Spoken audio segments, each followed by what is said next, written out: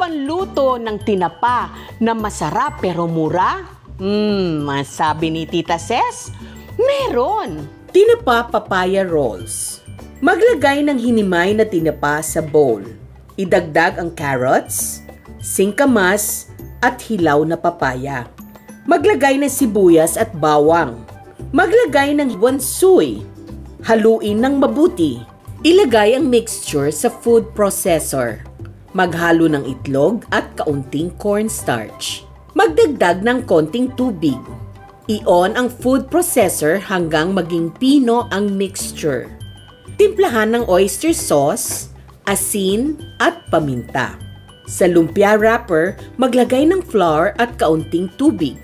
Balutin ang mixture sa wrapper.